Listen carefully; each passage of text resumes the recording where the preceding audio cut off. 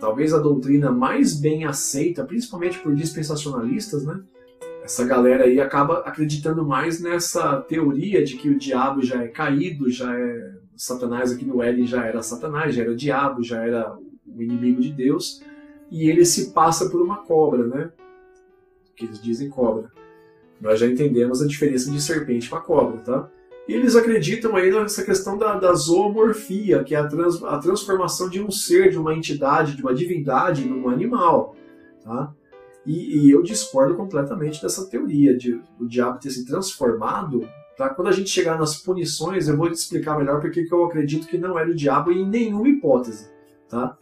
Mas olha, por exemplo, alguns vão usar inclusive Apocalipse 12 e Ezequiel 28 para defender essa ideia de alguns indicativos de semelhança, para dizer, não, ali é o diabo, ele se transformou em cobra, ou o diabo ele é chamado de cobra por causa do que aconteceu no Éden.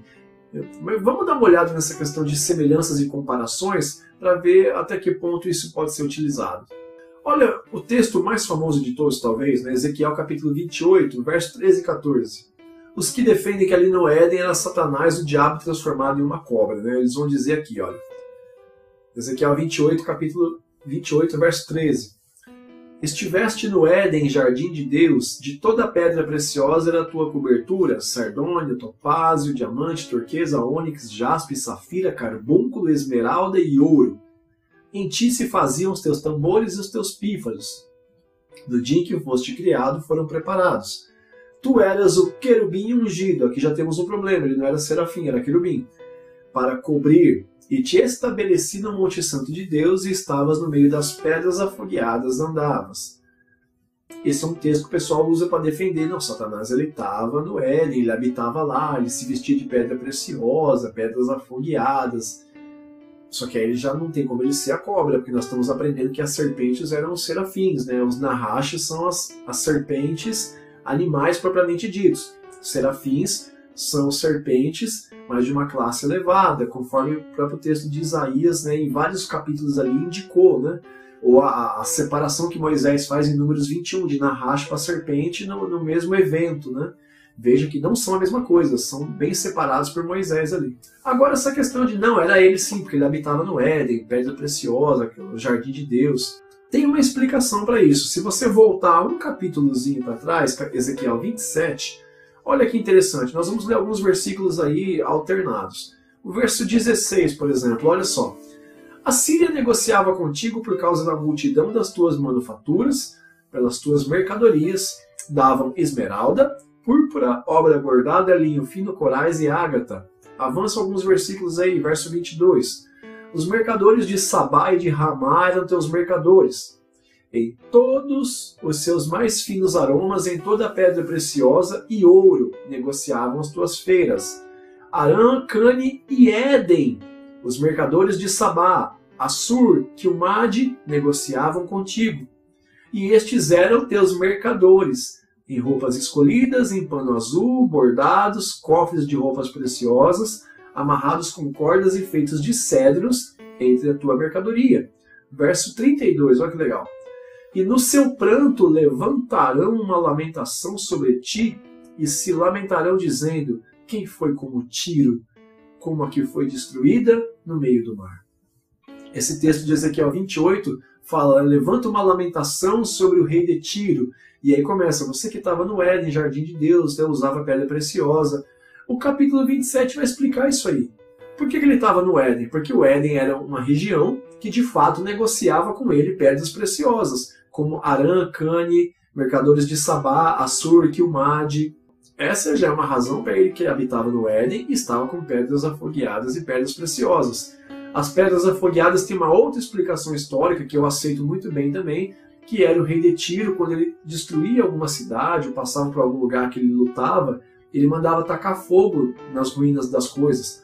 E ele passava pelo meio dessas ruas enquanto tudo era destruído e queimado, porque ele ia se gabando da sua vitória.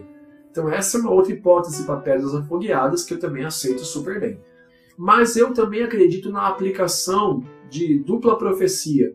Aqui é uma lamentação para o rei de Tiro, mas eu acredito sim também que é uma profecia para a queda do acusador, do anjo que acusava diante de Deus, Satanás, Eu creio nisso.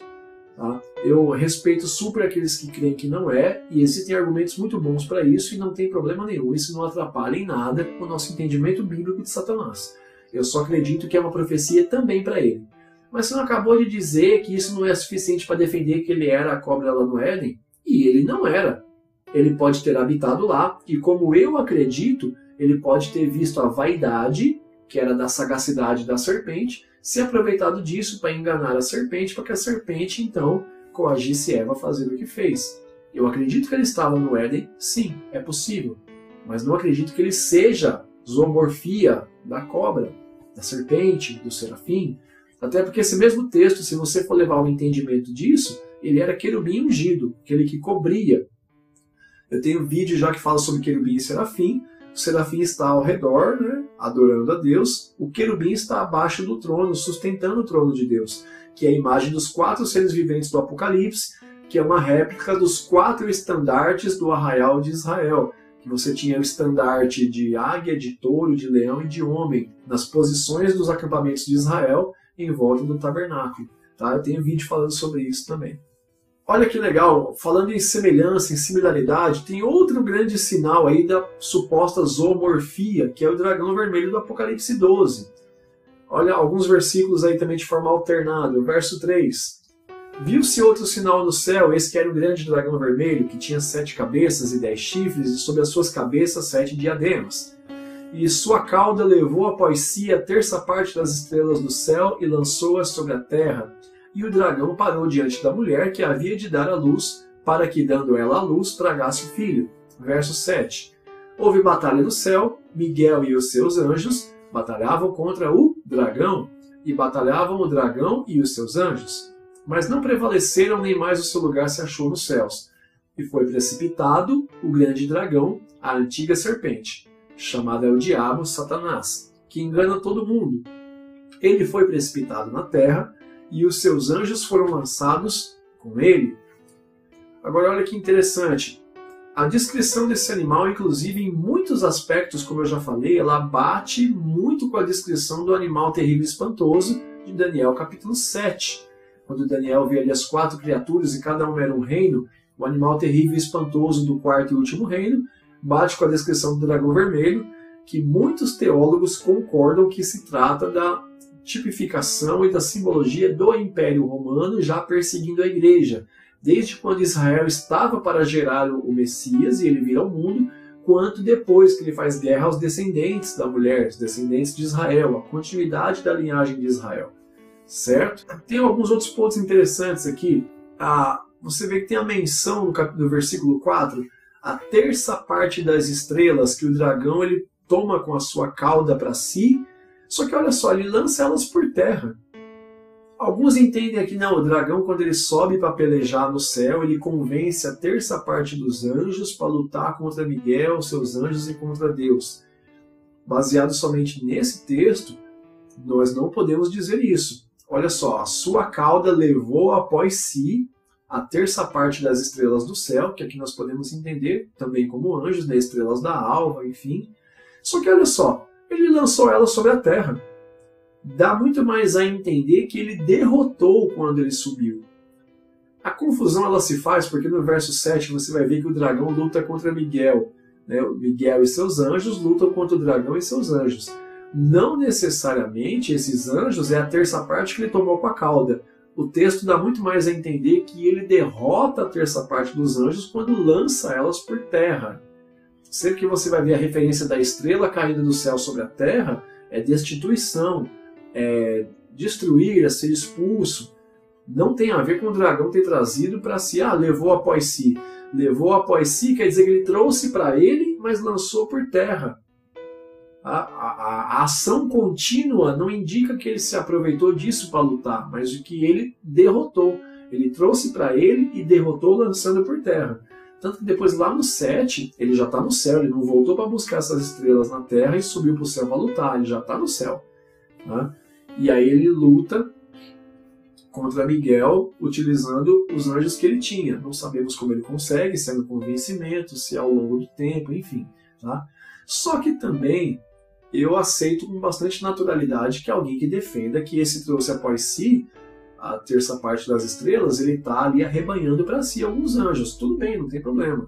Eu tenho dificuldade porque tem essa questão de lançou sobre a terra, dá um sentido de que derrotou. Mas aceito super bem quem defende que ele trouxe para si, não tem problema nenhum. Agora, olha que interessante, você vai ter aí uma questão importante. O verso 9, ele vai dizer, por exemplo, foi precipitado, né, foi derrotado, foi lançado por terra, o grande dragão, a antiga serpente chamada Diabo Satanás, que engana todo mundo. Esse texto não quer dizer necessariamente que a similaridade, a semelhança pela zoomorfia indica que esse dragão aqui ele é a serpente do Éden. Você vai ver que aqui tem 3 características, são 4 características que ele é chamado. E aqui nós temos uma coisa interessante, que é um padrão de rima por repetição da poesia judaica. Ah, mas está escrito em grego. Mas é escrito por um judeu com mentalidade judaica, só que escreveu em grego. Entendeu? Aqui você tem um padrão de rima. Se você for perceber, você vai ver que ele diz a mesma coisa, repetindo. Foi precipitado o grande dragão, a antiga serpente. Ele está dizendo que os dois são a mesma coisa. A serpente ou o dragão é a mesma coisa. Ele pode ser antigo por quê? Porque há muito tempo ele está nessa empreitada. Ele é o grande dragão, que é o animal terrível e espantoso de Daniel 7. Ele é o dragão de Apocalipse 12, ou ele é a serpente do Éden? Ah não, a antiga serpente é uma referência a Gênesis 3. Nós não podemos afirmar isso com certeza, mas eu aceito com tranquilidade pelo fato de nós estarmos estudando aqui a etimologia de serpente, porque dragão, ele é também uma serpente. Então não tem problema. Ele pode ser antigo porque desde o princípio ele já existe, criação de Deus para governar e administrar as coisas de Deus. É por isso que ele aparece lá em Jó, diante do dia que os filhos de Deus se apresentavam diante dele para prestar contas, ele está lá no meio. Isso não quer dizer obrigatoriamente que ele é a serpente de Gênesis 3, porque aqui diz que ele é a antiga serpente. Aqui é uma poesia judaica. Você tem o dragão, a antiga serpente, quer dizer a mesma coisa, o diabo, Satanás, que é a mesma coisa. Tá? Você encontra isso, por exemplo, em Salmo 119. Lâmpada para meus pés e luz para o meu caminho é a tua palavra. Lâmpada para os pés e luz para o caminho é a mesmíssima coisa. Você tem vários outros textos que dizem a mesma coisa de formas repetidas e diferentes. Você tem isso muito presente no Salmo 91, por exemplo, você dizer duas coisas com conceitos diferentes, mas que querem dizer a mesma coisa. É uma poesia judaica por padrão de repetição. A poesia, ao contrário do que nós entendemos, a nossa rima é baseada em fonética. A palavra tem que soar igual no seu final. A poesia judaica é baseada em rima por repetição de conceitos. O exemplo clássico é esse. Lâmpada para os meus pés e luz para o meu caminho é a tua palavra. Lâmpada para os pés, lâmpada iluminando o pé. Luz no caminho onde você anda. É a mesmíssima coisa. É o que acontece aqui. O grande dragão é a antiga serpente, mesmo conceito. O diabo, Satanás, que engana todo mundo. Esse engano não propriamente é a mentira, mas é te colocar numa situação que te leve a tomar uma decisão que seja má para você. O enganar é um conceito que a gente vai ver também, a questão de passar para trás e tal. Mas espero que tenha ficado claro essa questão do dragão aqui de Apocalipse 12, porque é muito importante sabermos isso. Seguindo nessa toada de, se a gente simplesmente for dizer que o diabo é serpente, é cobra, por questão de semelhança, isso é um grande equívoco, né, teológico e literário. A semelhança comparativa por si só é incorreto. Vou te mostrar alguns exemplos que mostram como é perigoso você fazer definições por base de semelhança. Tá? Ah não, porque o texto diz que é isso, então quer dizer que é sempre isso. Ah não, se aqui em Apocalipse 12 ele é o dragão, todo dragão da Bíblia é ele. Você pode fazer tipificações e analogias, mas você não pode criar uma doutrina e determinar que toda vez que determinada figura metafórica aparece, quer dizer aquilo. Tá? Olha esses exemplos que interessantes que eu coloco para você na tela aí.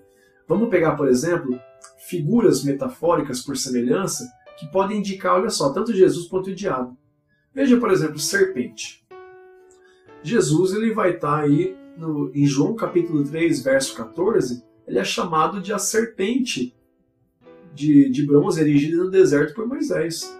Você tem aí Apocalipse 12, 9, que nós acabamos de ler, o diabo sendo chamado de antiga serpente. Então, tanto Jesus quanto o diabo, em algum momento, são chamados de serpentes. Estrela da manhã, você vai ter Apocalipse 22:16, Jesus é a nossa resplandecente estrela da manhã. Isaías 14:12 vai dizer, tu, ó Lúcifer, a estrela da manhã, portador da luz, estrela da alva. Estrela da alva e estrela da manhã é a mesma coisa, que estrela da alva, ou estrela d'alva, ou estrela da alvorada, é a estrela da manhã, que é do amanhecer, a primeira luz do dia. Tanto Jesus é chamado disso, quanto o diabo. Olha só, ladrão, né? Por mais que aqui eu não concorde, mas olha, Mateus 24, 43 e 44, Jesus ele vai dizer, né, que se você não vigiar, né, você não sabe a hora que virá o ladrão no meio da noite, se você não vigiar, você pode ser pego de surpresa. Jesus está ensinando sobre a sua volta e ele diz de si mesmo como um ladrão que vem no meio da noite, numa hora que você pode não estar preparado se não estiver vigiando. Tá? E veja que alguns usam, né, João 10:10, né, o ladrão não vem senão para roubar, matar e destruir, doutrinas de curso de teologia. Trazem lá em demonologia como o diabo, como sendo o ladrão que vem para roubar, matar e destruir. Eles fazem essa semelhança. Eu discordo, porque ali Jesus está dando um ensinamento sobre 3 classes de pastores, onde uma dessas 3 classes é o ladrão. Então eu discordo que seja o diabo, baseado no texto, mas considerando quem aceite essa comparação de que o diabo é o ladrão de João 10:10, você tem aí textos que Jesus é o ladrão e o diabo é o ladrão. Agora olha que legal, leão.